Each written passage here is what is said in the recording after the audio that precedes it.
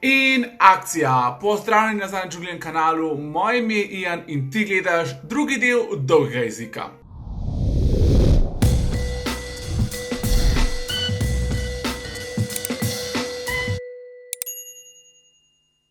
Preden začneva z videom, ne pozabiti, večinoma stvari, o katerih bova govorila, je povedal Grega, tako da, koliko boste verjeli, dejte nekaj na pol.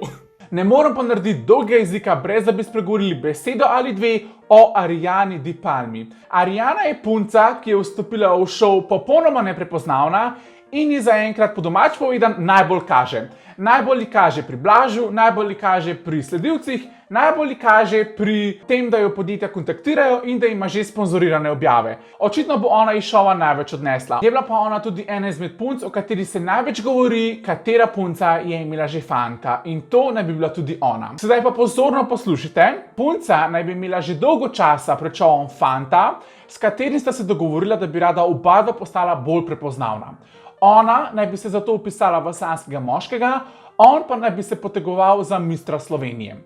Ona je bila v sanskega moškega sprejeta, zato naj bi šla s fantom pred oddajo Narazen. No, njen domnevni fant naj bi bil Martin Peternelj. Zakaj so ljudje njih dveh povezali skupaj? Poleg tega, da imata skupno podjetje, imata v opisu srčka, kot da je to podjetje dveh fanta in pa punce.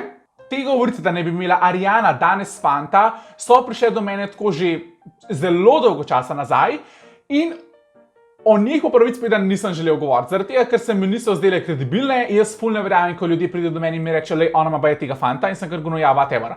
Ampak vse to skupaj je pa omenil tudi Gregor. Gregor je tudi njega imensko poimenoval, pokazal njegovo fotografijo in vse skupaj tudi nekako uradno zapečatil. Sicer jaz temu 100% danes še vedno ne verjamem, dokler jih pač ne bom videl, da sta ona danes še vedno skupaj. Ok, zdaj se vam pa oglaša Ian nekaj dni kasneje.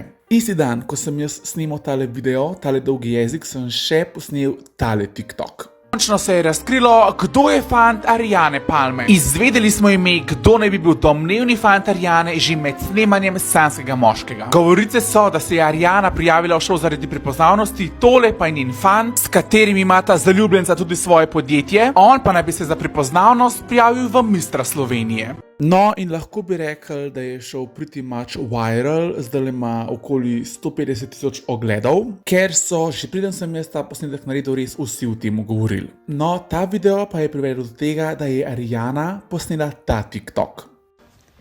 Nisem bila še pripravljena javno govoriti o mojih preteklih zvezah, ampak here we go.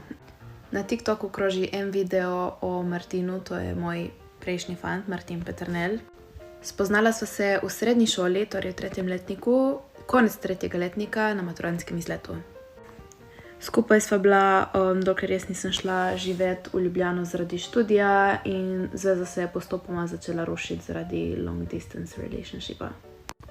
Skupaj pa imava še vedno tople užitke, ki sva jih zgradila, ko sem jaz bila v 1. letniku faksa, torej ko sva bila skupaj nekje 1 leto pa pol pa neki. In sva oba dva odrasle osebe in se razumeva in imava še vedno to skupaj. Da odgovorim še na vprašanje, ne, nisem imela fanta, ko sem bila v sanskem moškem. Pa še kdo ne reče, da drama ne zbližuje ljudi.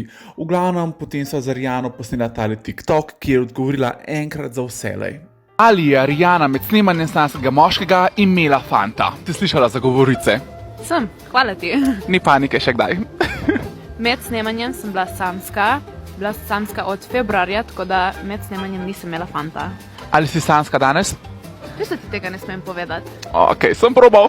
Tako da, mogoče smo ta poglavje zaključili. Imam še kaj tazga zapovedati, ker je če glavno omenil v njegovih YouTube serialih. Razen tega, da Pop TV vse pove sanskemu moškemu, kaj bojo punce njemu povedale, se pravi, a bom bojo zavrnile vrtnice ali mu je ne bojo.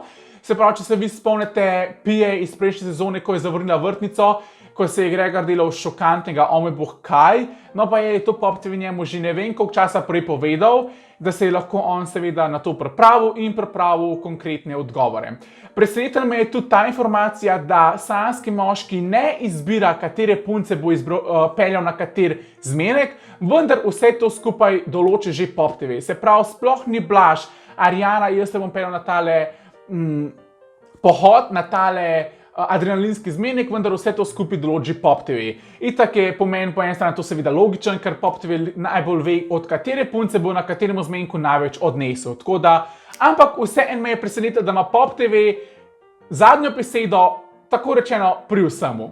In pa zdaj še za na konec bomo predebatirala čisto na kratko o puncah, ki so prišle nazaj iz prve sezone. Dajmo na vprašanje, ali so one v sanjskega moškega prišle nazaj zaradi ljubezni, odgovor kar takoj. In mislim, da je odgovor absolutno, 100% ne. Tjaši gre odlično. Vse, kar lahko ona od nove, druge sezone dobi, je še več sledilcev. Tako da absolutno mi je logično, zakaj bi se ona odzvala na Pop TV-jo povabilo. Moram priznati, da mi ni všeč ves ta kritiziranje na njen račun, na njeno podobo. Ja, punca je izkoristila tudi sodelovanje, ko so ji ponudili zastonj filerje. Vseeno imam pa občutek, da se ljudje ne obnašajo čisto nič boljš, kot se je Gregor, ko je ocenjeval punce, zdaj, ko ji pišejo take nesti komentarje, kakšne so njene ustnice. Samo o tem se še govori. Pia, ena izmed fan favorite, zabavna za na televizijo, odlična, mi je absolutno logično, zakaj se je odzvala na Pop TV povabilo. Potem pa imamo še Laro, ki po mojem mnenju je ta ideja o velikih sledilcih, o prepoznavnosti zelo diši, ampak se je nažalost vse sfržilo v prvi sezoni. O Lari se je pa veliko govorilo. In zdaj se je pričakal še en zanimiv del dolgega jezika, kaj je delala Lara na jahti Damjana Merlaka. Za vse tiste, ki še ne veste, o čem govorim, Damjan Merlak je ta slovenski kriptomilionar, ki vsako poletje najame njegovo jahto, ki računa, ne vem, 100.000 evrov na teden, najemnina, in seveda vsako poletje na to njegovo jahto povabi tudi različne slovenske mlade lepotice. Ena izmed teh punc, ki se je odzvala na njegovo povabilo, je bila tudi Lara. Mislim, da je šla takrat tudi Tjaša in pa tudi Mary je šla na njegovo jahto. Zdaj, kaj se dela na Merlakovih ladjah, morda vedeli nikoli ne bomo, lahko pa si samo predstavljamo najboljše in pa najhujše.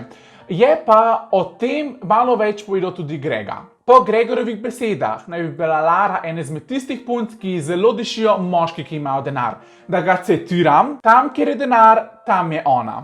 Potem pa, ko so se punce vrnile iz tiste ladje, kmalu zatem naj bi šel Grega na kavico s Tjašo.